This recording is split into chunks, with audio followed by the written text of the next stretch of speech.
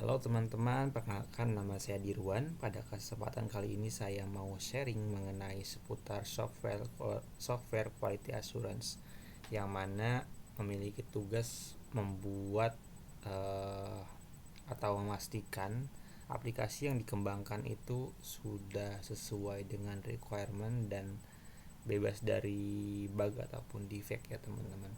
Nah, untuk menjaga atau memastikan aplikasi itu bebas defect, salah satu yang harus kita pahami terlebih dahulu adalah membuat yang namanya sebuah test case ataupun test plan untuk pengujian kita nanti. Jadi sebelum jauh-jauh kita memahami belajar mengenai automation testing gitu, sebaiknya sih kita harus memahami untuk manualnya terlebih dahulu ya teman-teman. Nah, di sini saya memiliki sebuah BRD terkait website yang akan dikembangkan misalnya gitu ya. Website ini adalah website CMS untuk pemesanan tiket bioskop online. Nah, di sini ada beberapa capturannya juga dan ada sedikit deskripsinya ya. Ini saya buatnya sangat sederhana ya untuk BRD-nya. Mungkin nanti kalau misalkan di dunia kerja itu lebih kompleks, lebih detail gitu untuk penjelasan dari setiap gambarnya itu. Nah, mungkin kita bisa coba pelajarin terlebih dahulu ya. Di sini kan website CMS-nya itu untuk memanage tiket website pemesanan tiket bioskop online. Di sini ada fitur login, fitur dashboard, fitur genre, teater, kemudian juga ada fitur untuk menambahkan data moviesnya itu sendiri ya teman-teman. Nah, jadi untuk menjadi seorang software quality assurance ataupun QA itu kita harus memahami yang namanya BRD agar kita paham mengenai flow bisnisnya. Jadi kalau kita sudah memahami flow bisnis, nantinya kita akan bisa membuat test case dengan lebih gampang gitu, lebih detail juga. Nah, kalau misalkan sudah memahami BRT, biasanya yang saya lakukan adalah membuat pointer untuk um, menulis poin-poin untuk test case apa saja yang akan saya buat, agar lebih mengurut aja gitu. Dan kemudian misalkan nanti ketika atasan bertanya kepada kita untuk progres test case yang kita kerjakan udah sampai mana, biasanya saya melampirkan ini sih biar bisa mudah dibaca juga sama atasan gitu. Nah, kalau misalkan kita udah membuat poin-poinnya nih teman-teman, kita bisa langsung mendeskripsikan pointer ini menjadi sebuah test case. Sebenarnya untuk test case itu sendiri di masing-masing kantor ataupun perusahaan itu beda-beda template-nya ya teman-teman. Cuma di sini saya mengambil poin dari test case-nya itu biasanya ada number, kemudian ada PIC siapa yang uji nantinya gitu. Misalkan di sini ada nama saya Dirwan untuk melakukan pengujiannya nanti untuk execute. Kemudian ada fitur apa yang diuji, ada case test case-nya seperti apa, apakah normal atau positif ataukah negatif gitu. Kemudian ada skenario testingnya seperti apa, misalkan di sini ada melakukan login dengan data login yang valid gitu. Kemudian ada step by stepnya, kemudian ada expected result dan juga actual result. Nah, kalau misalkan expected result sama actual resultnya itu sama, berarti test case tersebut udah pass. Namun kalau misalkan ternyata tidak sama, berarti ada yang salah, menjadi berarti itu defect gitu. Kemudian ada data loginnya, kemudian untuk ada status dari test case-nya itu sendiri, kemudian keterangan di sini biasanya untuk menuliskan untuk misalkan ada defect nih, biasanya saya menulis mendeskripsikan defectnya itu di bagian keterangan juga gitu di setiap test case. Kadang-kadang kita menemukan defect tuh di test case yang berbeda-beda gitu kan. Kalau misalkan kita punya catatan tersendiri untuk setiap test case-nya, itu kan lebih enak aja sih kalau menurut saya. Misal kayak defect ini udah desain ke developer dan sedang di fixing. Nah itu kan kita lebih tahu untuk status defectnya seperti apa ya. Meskipun kita bisa membuat untuk report defectnya itu sendiri, namun selain membuat report defect, saya juga biasanya lebih senang untuk menulis catatan di test case-nya juga gitu. Untuk catatan mungkin ya, jadi sebagai QA itu harus berpikir kritis mengenai pengujian yang kita lakukan gitu. Kalau bisa, misalkan kita memiliki test case positif ataupun normal satu, itu kalau bisa kita membuat test case negatifnya itu ya minimal 3 lah. Jadi sebenarnya kalau misalkan kita membuat test case negatif itu biasanya lebih banyak menemukan defect-defect gitu, karena kadang-kadang kan programmer itu juga kadang-kadang lebih fokus ke fungsional, tapi kadang ada yang ke skip untuk negatif case-nya. Nah itu kita baru melakukan validasi mengenai negatif test case seperti itu. Oke, kalau misalkan kita udah paham nih mengenai pembuatan test case seperti apa, mungkin alangkah baiknya kita coba melakukan pengujian menggunakan Playwright ya teman-teman. Di sini saya sudah menyiapkan sebuah website CMS-nya ya. Oke, kita coba logout dulu.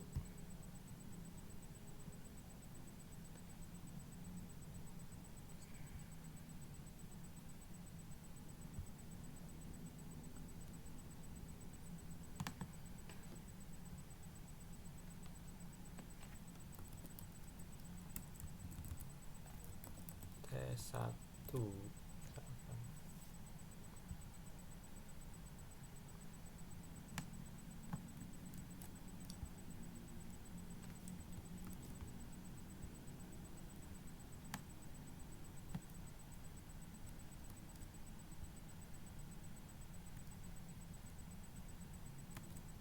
Oh sorry, ini belum saya kasih format yang benar ya. Tes 1 spek tes cms dot spek dot ts.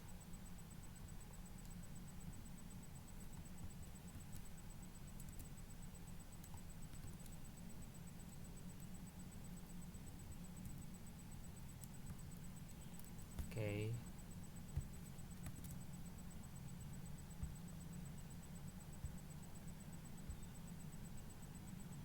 Oke. Sebenarnya untuk melakukan pengujian di Playwright itu kita enaknya itu sebenarnya di Playwright itu ada UI-nya juga ya teman-teman. Mungkin kalau misalkan teman-teman mau nyoba gitu untuk menggunakan UI, kita bisa ketikkan aja pada terminal seperti ini. Kita pada terminal ketikkan npx, kemudian Playwright strip UI.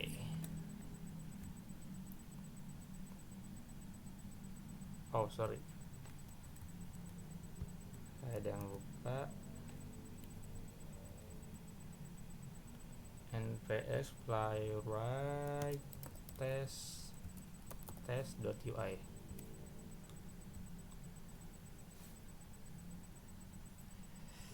Karena memang laptop saya lumayan agak sedikit lemot ya, jadi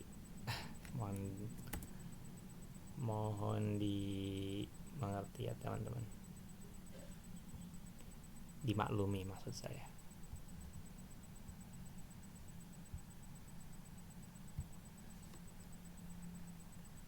Oke, mungkin sambil kita menunggu ya teman-teman, kita coba inspect elemen dulu aja deh. Caranya kita bisa Ctrl Shift I ya teman-teman.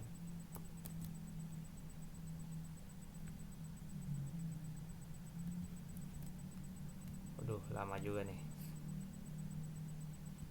Oh, ini untuk UI nya udah mulai muncul nih teman-teman.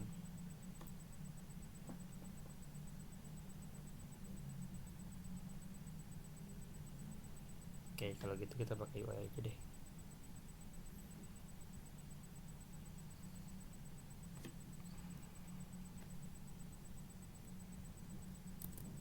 Oke, kita coba dulu deh.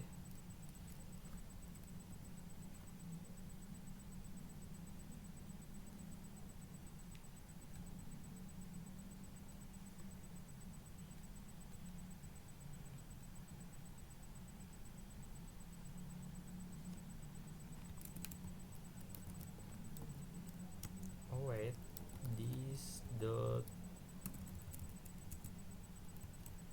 page dot go to. Kita panggil URL-nya di sini.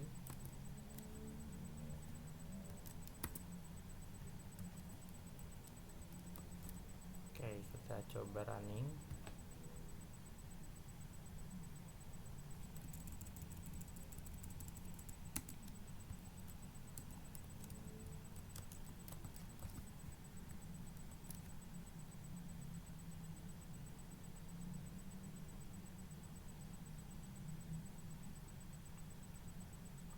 Dia jalan ya teman-teman. Dia membuka website CMS kita. Oke, dia paste ya teman-teman. Mungkin kita coba di sini aja ya. Nah, ini tampilan untuk player UI-nya ya. Ini bisa kita coba running di sini.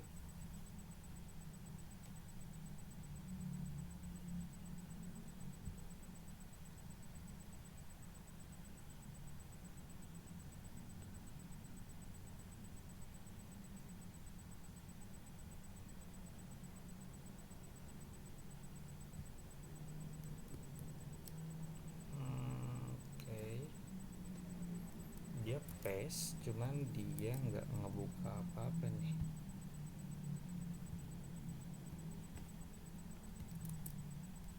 Harusnya dia di sini.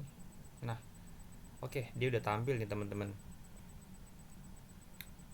Jadi di player UI ini kita bisa ambil aja nih lokatornya untuk mempermudah kita dalam melakukan pengujian gitu, biar lebih cepat aja untuk testingnya. Await page dot get by role, kemudian oh iya, ini untuk lokator, ini untuk running ya teman-teman. Oke, kita ambil untuk fit dari password, kita copy, kita tuliskan lagi nih page dot oke, kemudian kita klik juga nih si button login.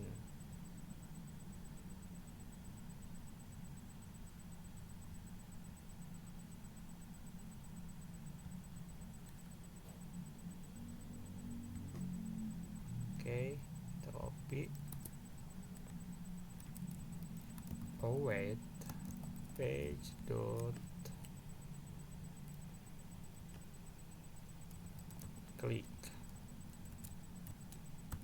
Oke, di sini untuk menginputkan value pada field username kita bisa tulis aja field terus value-nya apa. Misalkan admin@gmail.com. Terus di sini kita tulis lagi field password 5.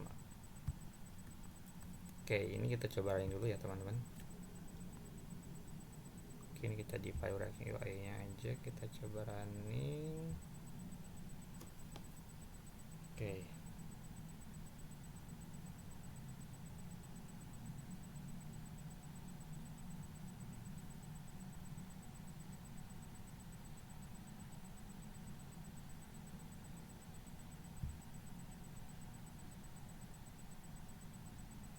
Oke, dia di sini udah paste ya teman-teman.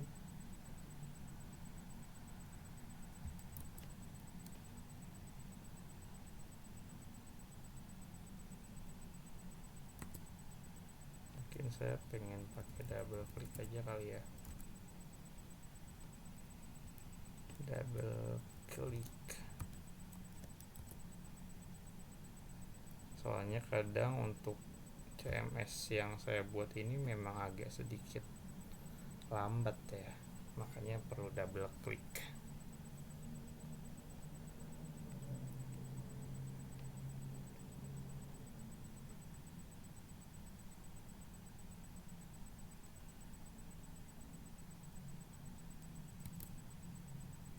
Oke, dia udah paste lagi.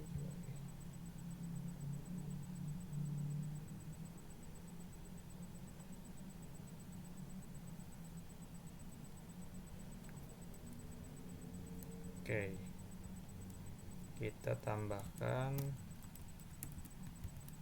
validasi halaman home. Kalau kita hardcode dulu deh. Await dot await page dot wait for timeout. Ini kita bisa masukkan untuk timeoutnya ya dalam milidetik atau millisecond.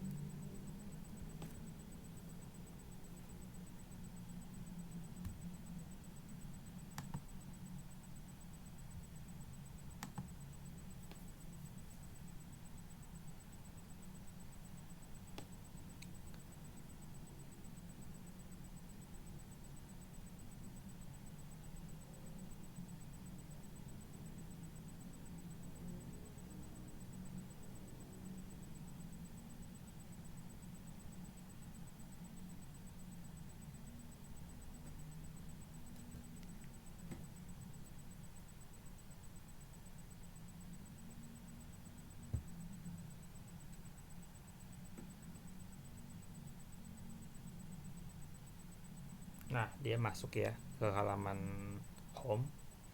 Tadi nggak kelihatan karena memang Playwright ini sangat cepat sekali ya teman-teman. Kalau kita hardcode untuk di timeout, ini baru kelihatan nih. Oke, kita hapus saja.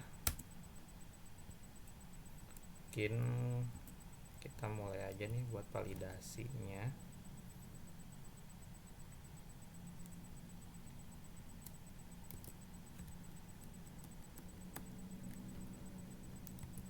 Di sini aja kita buat validasi.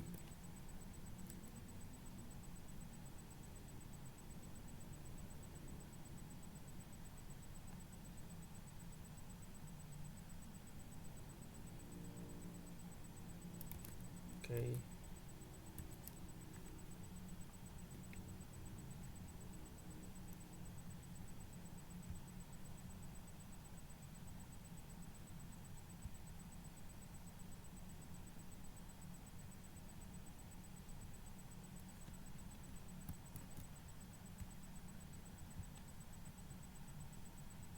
Nah, oke.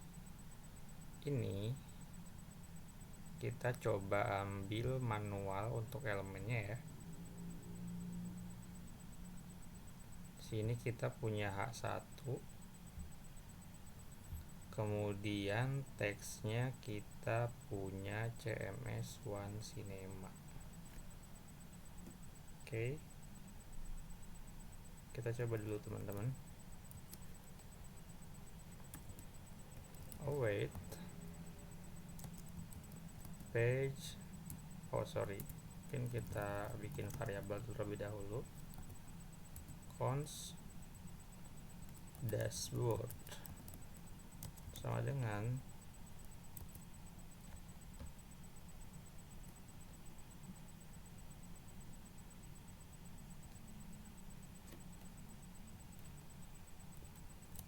aja kita buat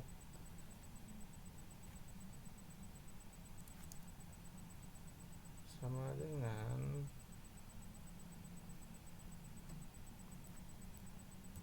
page.byRole.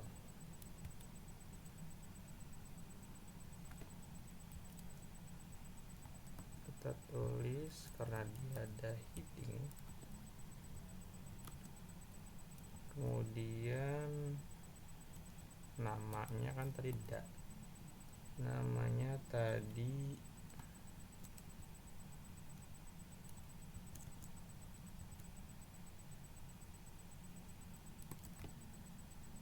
CMS One Cinema.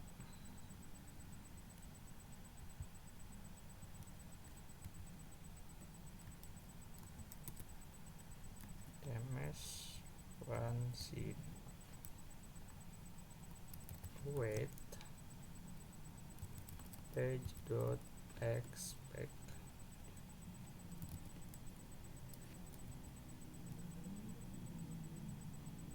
Oh sorry, kayaknya kita nggak perlu pakai page deh.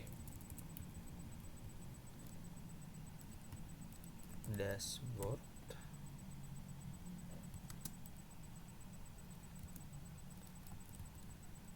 Kita tunggu si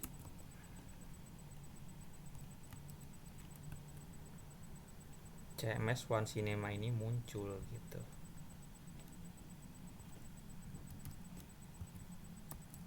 Oke, kita coba running lagi.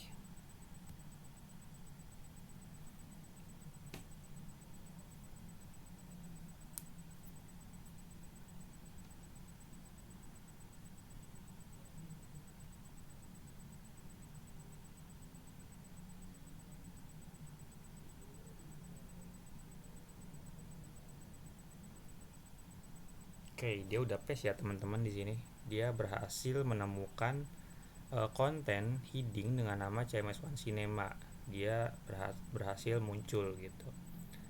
Nah, selanjutnya saya ingin tadi kan saya udah kasih tahu mengenai Playwright UI ya teman-teman, di sini seperti ini tampilannya. Mungkin selanjutnya saya ingin menjelaskan atau sharing mengenai record cogen ya. Jadi selain bisa ngambil lokator di UI ini, si Playwright itu juga memiliki recording selayaknya si Catalan Studio. Kalau mungkin teman-teman familiar dengan Catalan Studio gitu ya. Untuk itu kita bisa tuliskan aja nih npx playwright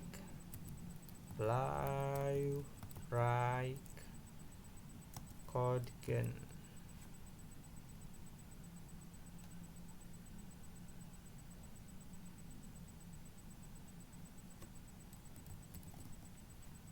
Cogen di sini kita logotin dulu. Close dulu deh.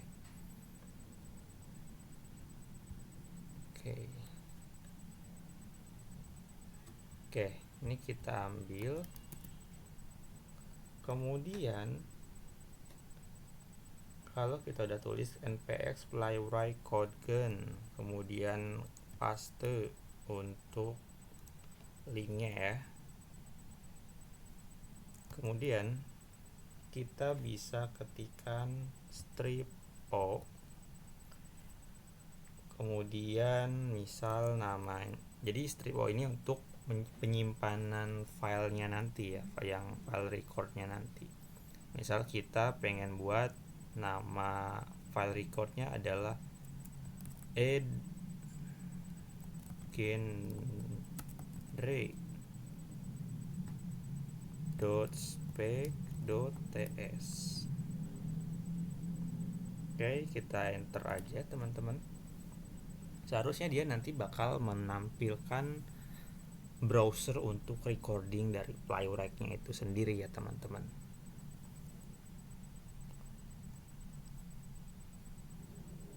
Oke, kita tunggu dulu.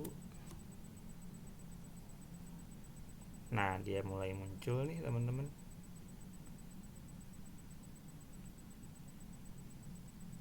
Nah, gini teman-teman untuk tampilan recordnya. Jadi dia udah mulai record nih. Ini kita bisa langsung aja tuliskan admin @gmail.com, kemudian passwordnya apa, password 5, login.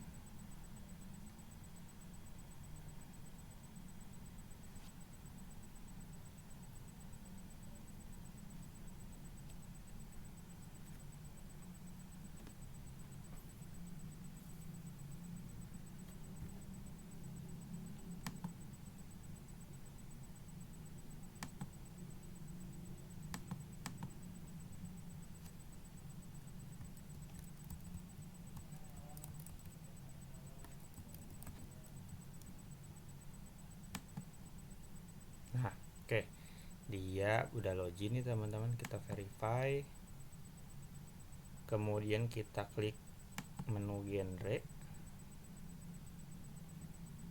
Soal kita mau nambahin data genre, klik namanya mungkin apa ya, genre itu genre education mungkin ya, education.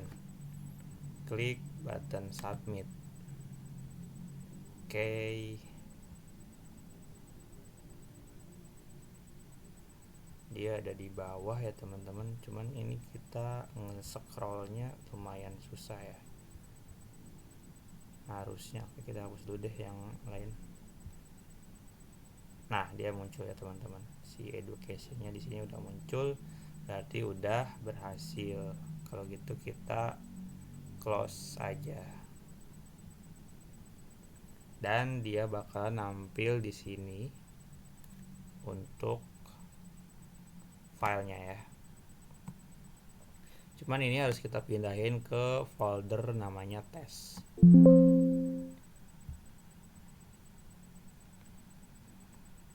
Oke, ini kita perbaiki ya. Ini kita hapus. Ini kita, wow, banyak nih. Ini kita hapus.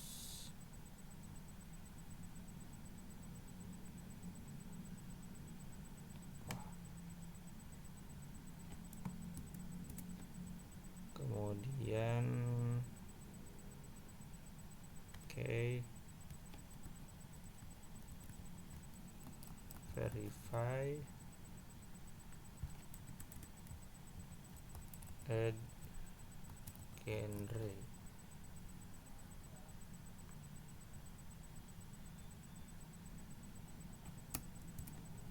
Oke,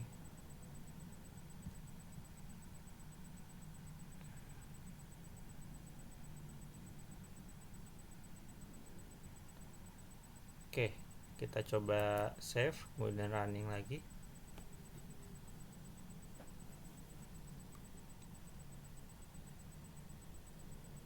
Oke, dia sudah berhasil ya teman-teman,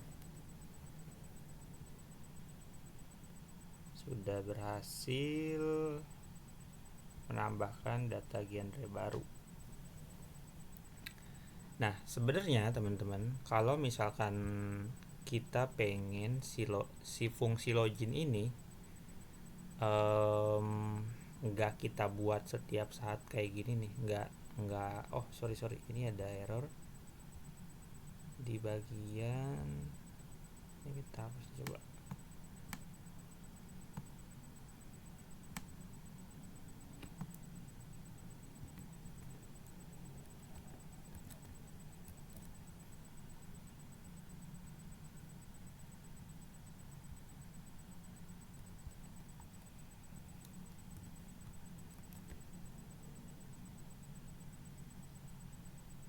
Oke, kita sambil running, harusnya sih dia bisa ya. Oke, aman dia. Add genre udah aman. Jadi sebenarnya untuk fungsi login ini kita bisa pindahkan aja sih di sini kita buat aja namanya tes, kemudian before each. Before each ini nantinya dia bakalan dijalankan setiap kali kita mau melakukan running di test case yang lain. Misalkan kita memiliki beberapa test case, itu dia bakalan dijalankan secara otomatis sebelum menjalankan test case yang lain gitu. Oke, untuk caranya adalah kita bisa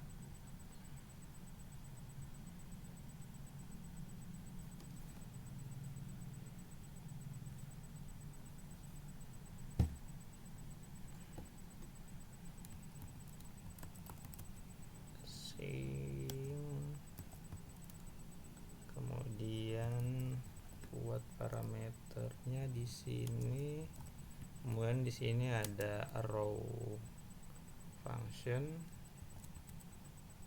kemudian kita pindahkan aja nih si fungsi dari login dan verify nya di before each.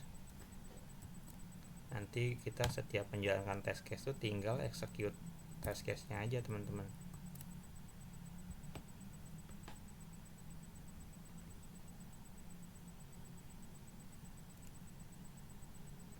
Kita coba jalankan. Oke, dia masih bisa berhasil ya teman-teman. Jadi dia nantinya ketika akan menjalankan test case, dia bakalan otomatis memanggil si before each nya gitu.